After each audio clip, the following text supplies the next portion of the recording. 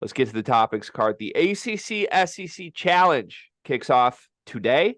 This is a 2-day event now, Tuesday and Wednesday. I have a full preview from a betting perspective of all 14 games of this event. That's available up on the Action Network. I tweeted out yesterday, so go find that on my Twitter profile if you want to see that. But what I would like to do with you is go game by game through every game that will be played in this event, and I want to do a quick pick. I want to do a quick winner. What do we expect? Just kind of fly through these, give our predictions, and we'll see how many of these you and I are on the same page for. It should be noted, every team in the SEC plays in this event. Every team in the ACC, except for Louisville, plays in this event, which is hilarious. And this is the first year of the non-ACC Big Ten Challenge. RIP to the Big Ten. Some are saying this is like the fork in the moment, or the stick a fork in a moment of the Big Ten is cooked. I am saying that the Big Ten wins this event by default and that the ACC is scared. So do you have any thoughts before we get into actual games themselves on the ACC-SEC Challenge? ACC as a conference, traditionally known as smoke duckers. I'll just say that. Any specific people or teams that you associate with the ACC that fall into that category for you? Top to bottom, just a bunch of smoke duckers. All right.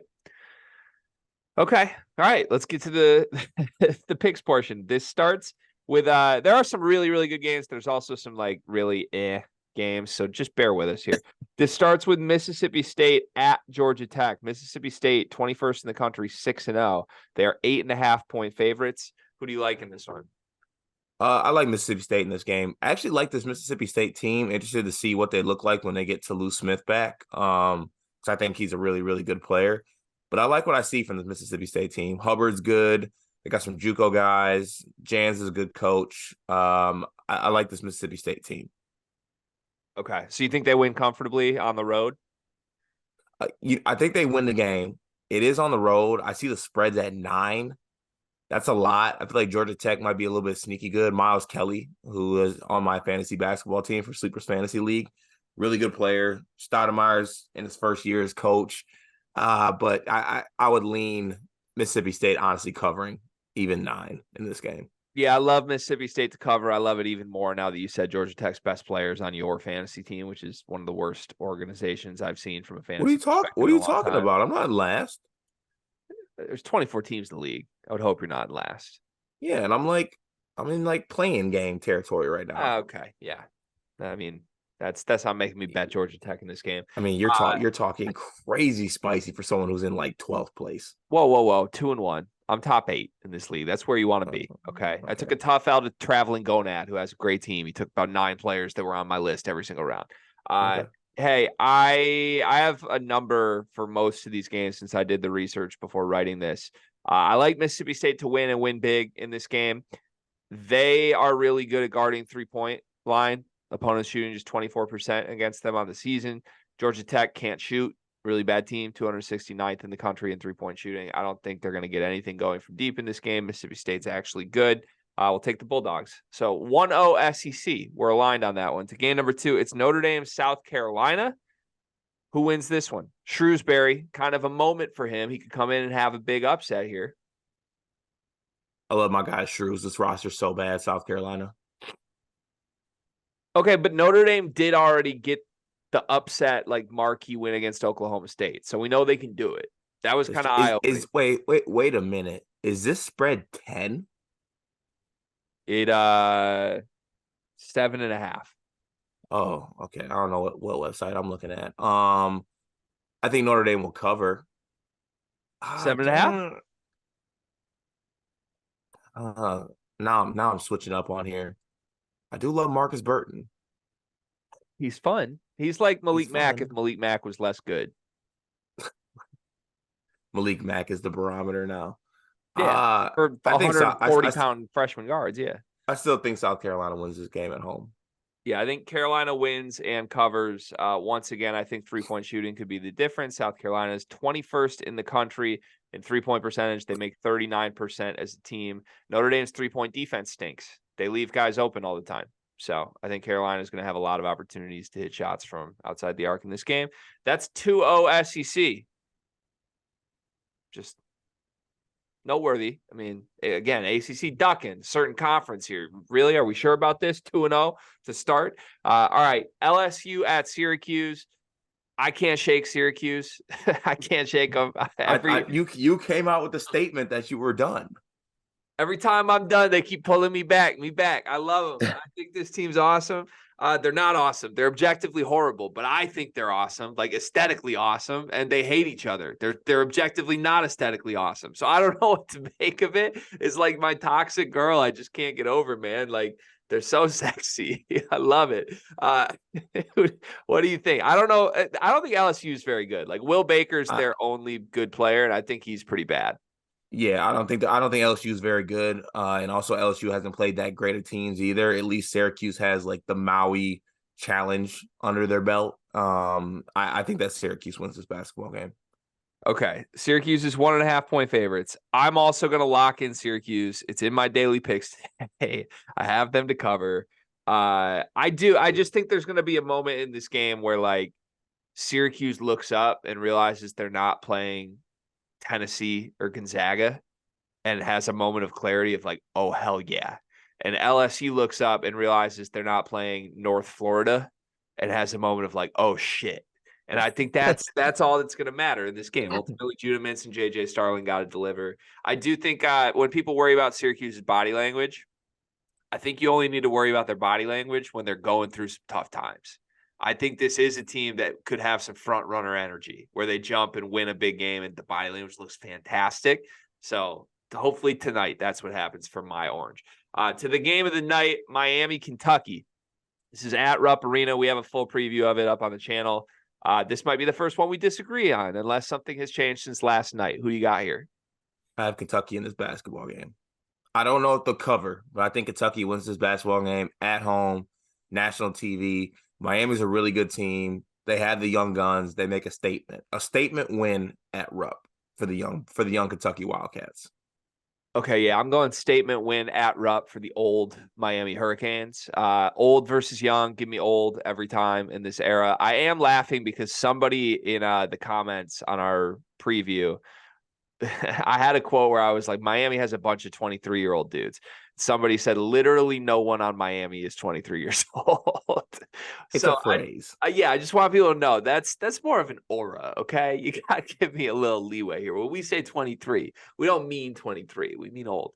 I like this Miami team. I think they're a big game team. I think Kentucky has essentially pissed away 2 bad performances against the 2 teams with a pulse they've played this year, including the game against Kansas, where everybody came away really impressed with Kentucky, but they blew a 10-point halftime lead to Hunter Dickinson. I think Miami shows up. I think this is a really fun offensive game. So give me the Hurricanes in the upset win. I have this now 2-2, 2 ACC, 2 SEC. You have 3-1 SEC. That's kind of fun to monitor because you were just shitting on the SEC. No, I'll shit on the ACC. I'll shit on the ACC. One of your losers from Feast Week was the SEC. I'll take from Feast Week. This ain't Feast Week. All right. Missouri at Pitt. Pitt's kind of fun. I don't think Missouri's fun. Can I ask you one simple question? Which team has a player by the name of Bub Carrington? Pittsburgh. Okay, give me Pitt. Yeah, I like Pitt a lot. This is one of the first ones that I don't like the team to cover that I think wins the game. I think Missouri covers whatever the spread is here. Actually, no, I don't. Sorry. KenPom had Pitt favored by 9. This line is all the way down to -5.5.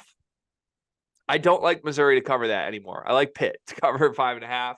I think Pitt's good. I think Missouri is sneaky bad. Nobody's talking about it, but they lost to Jackson State at home. They got just the Minnesota game they won. They looked so bad in. Like, they were down 15 points to Minnesota for much of the game. I think that's closer to who they are than a team that can be competitive against a good team. And I think Pitt's actually good. Like, Pitt got ran out of the gym by Florida, who I also think is good. Other than that, they've won every single game on their schedule by double digits this year. So yeah. I think we could be getting statement win territory for Pitt, which means I have it 3-2 ACC. Look at the ACC on life support right now. NC State at Ole Miss. I think this is the game I'm least excited for in this event. Who do you got? So Ole Miss had a dogfight with University of Detroit earlier in the season, and UOD is one of the worst teams in the country. They did have a close loss to BYU, which we are high on, but ended up losing that game. I do like some of the guys that NC State has. Like, I think their guards are like objectively fun to watch. It is at Ole Miss, but I think I would lean NC State. Like, I think Ole Miss isn't that good. They don't have a lot. They don't have some of their guys with waivers yet. I just don't think they're that good. I'm with you. I am taking NC State here. The only thing that really scares me is like I do think Ole Miss's coach is a lot better than NC State's coach, and I don't like betting on the bad coach against the good coach in like a pick'em game. But outside of that, I don't think there's a ton to love on Mississippi's roster. NC State plays really fast. Mississippi plays super slow. So I think like whoever can dictate tempo wins this game. And based on everything we've seen, I think like an up and down game, if NC State can score early, could bode really poorly for Ole Miss. I don't think they want to get in a dogfight with a fast team that had some offensive success early. So give me NC State to win. That's now 4-2 ACC in my book, and you have it 3-3 right now. Kind of crazy. Clemson, Alabama is the final game of tonight. Late one on ESPN. We have a preview from Connor Hope and Riley Davis at Heat Check on our channel in depth on this game if you want to see that. You and I have not talked about this game at all. Two teams that honestly both should be tournament teams. Both should have some life for a deep run in the NCAA tournament this year. Who do you like? A Caucasian chaos matchup with Grant Nelson and PJ Hall for me. I think two of my favorite, or maybe not favorite, but like underrated players in the country. My apologies. I use the word favorite player in the country too much, but I do love Grant. Chaos? That's what I'm laughing at. I'm not laughing at you calling him your favorite. We're branding this as the Caucasian chaos. Yeah, like give me Grant Nelson versus PJ Hall. Caucasian chaos. Caucasian caucasity. I don't know. What's the word for two things crashing in? Oh, Caucasian crash. I thought Caucasian chaos was just what you called your mom's side of the Thanksgiving every year. No, I call them something else. But yeah, I honestly think that Clemson actually gives them a game in this. Like, I see the spread at 9. I think that Clemson has enough guys, and they're underrated, and they played a lot of basketball together, that they can be better. Alabama, I think they have something, but at the same time, they seem like a team that's not cohesive to me yet. They seem like they have guys. Like, they have hoopers. They got guys who can put the ball in the basket. Sears, Estrada, Nelson. But they foul a lot. And I don't know. I don't think I'm strong enough to pick Clemson to win at Alabama because it's a very tough place to play. But I like Clemson to cover 9. I am exactly with you. I think cohesion could be the difference here because Clemson has played together a lot. They added Joe Girard, but like Chase Hunter and PJ Hall have played together a bunch, been through the battles. Alabama, so you said like they got dudes. I don't think their dudes are that good. Like I know like on paper they are, but I think you watch this year's Alabama team and compare it to last year's Alabama team, like their players got worse at a lot of positions. And maybe that changes by the end of the year, but like with all due respect to Aaron Estrada and Grant Nelson and anybody else who's on the floor that's not Mark Sears for Alabama, like I think these are steps backward from the guys who are now in the NBA that played on this team last year. So like they're still going to be the number one offense in the country because Nate Oates is going to run his system and it's going to work. But I fear for what happens when they play good teams, legit, because I don't think Ohio State's a great team. And like Ohio State was definitively better than Alabama from start to finish in that game. So for that reason, I can't really believe that Alabama's 9.5-point favorites in this. I love Clemson to cover. I will pick Alabama to win, but it will not surprise me at all if Clemson wins this game. So, okay, 4-3. At the end of day one, I have it ACC 4-3. You have it 4-3 SEC. Today, number 2, where we start with the best game of this entire tournament, in my opinion, or whatever you call it, event. Tennessee, North Carolina. I mean, you and I clearly don't trust North Carolina, but do we still trust Tennessee? I trust Tennessee more than I trust North Carolina, and I will go with Tennessee to win this game. Okay. They don't win it without two great halves from Connect, though, right? Like they can't win this game with another stinker in the second half from Connect. I think they still could.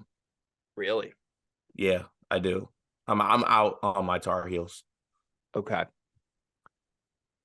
Yeah, I guess until they win this game and I'm back in, but I'm out for now. I think Tennessee's defense is the best in the country, and I think North Carolina will struggle with that. So I'm with you. I'll take Tennessee. I feel like I have to take Tennessee to make sure the SEC has a chance to win. I can't have the ACC win this in my head. 4-4 in my rankings. To Texas A&M, Virginia are Aggies, except I hate them right now. But normally I would really be looking forward to this game with the Aggies. Aggies. We don't have lines for the Wednesday games yet, so we might have to just do a little KenPom projecting. KenPom has Texas A&M as a 1-point underdog in this game. I can't bet Texas A&M money line fast enough. Even without the two guys, though, without Radford and Coleman? You think they'll both be out? I don't know. I don't know what's up with them. I was a little upset they didn't play. Even without them, I feel like Virginia just doesn't have the guys to me, to be honest with you. Like if a team like, and this is no shade to them, but like if Wisconsin can run Virginia out of the gym, I think Texas A&M can run Virginia out of the gym. Okay. Yeah, Virginia has just 97 points in their last 80 minutes of basketball against Wisconsin and West Virginia. I don't love that. Texas A&M is like not a great defense by any means, but they're physical. They're tough. So I will be betting the Aggies on this one as long as they're not like 3-point road favorites against Virginia. Then that scares me a little bit, but give me A&M to win. That makes it 5-4 SEC for me, 6-3 SEC for you right now. We have Florida Wake Forest in what I am deeming the Tyree Appleby Bowl. Ah, nice. Good call by you. I'm going Florida in this game. Are we in on Todd Golden this year? No, never. I'm in on Todd Golden's. I'm in on Todd Golden's team though. Okay. Well, that's kind of by transitive property you're in on Todd Golden. No. I think No? he just Okay. I think he was like playing the transfer portal slot machine, and like he kept pressing the quarter slot go button, and then like the right combination, like the 3 cherries popped up, and now they have a pulse. Like that's. I'm not giving the person who pressed the button credit for the 3 cherries being cherries. Got you. Okay. Yeah, but Florida to win this game. Like, yeah, Todd Golden, well, he deserves so much credit for Riley Kugel being good, and he didn't play him until the final week of last season. Like, what are we doing? I like Florida in this game. I do think Florida is actually good. Feels so wrong to say that. Wake Forest can't guard him, though. Florida's 16th offensively. Wake Forest only 144th defensively. I think Florida will get whatever they want in this game. Okay, SEC with a little separation now. Now we have Duke at Arkansas. Kind of a like critical come together moment for the Muss Bus early in the season. Arkansas sitting here just 4-3. Pretty disastrous week last week. Tremont Mark was in the hospital. And now in comes a Duke team that we've repeatedly said is soft on the road against a desperate Arkansas team. I don't know, man. What do you think? Yeah, let me scan my Metro card, or insert my bus token to hop on the Muss Bus for this game. This is the perfect storm for Arkansas. Things aren't going well. They need a win. They get to play at Bud Walton, which is one of the hardest places to play, and they get a team that is soft. Like they are going to smother this Duke team, and I think that Duke's going to crumble under the Bud Walton and Arkansas style of play in this game. I think Arkansas wins this basketball game. All right, I think you might have just talked me into it, but coming into this segment, I was on the opposite side of this, strictly because of this. This is the last 4 times we've seen Arkansas play basketball. A loss at Bud Walton to UNC Greensboro. A double overtime win over Stanford, which should have been a loss, other than some crazy luck. A loss to Memphis, a 15-point loss to Armando Bacot and RJ Davis. That's just a bad basketball team. Like I don't care about the rest of it. And now you take Tremont Mark away. I don't know if he's playing this game or not. I would assume he's not, based on the fact that he was stretchered off the floor the last time we saw him. Like if they don't have Mark, I'm assuming he's playing. If they don't have Mark, though, they lose this game, right?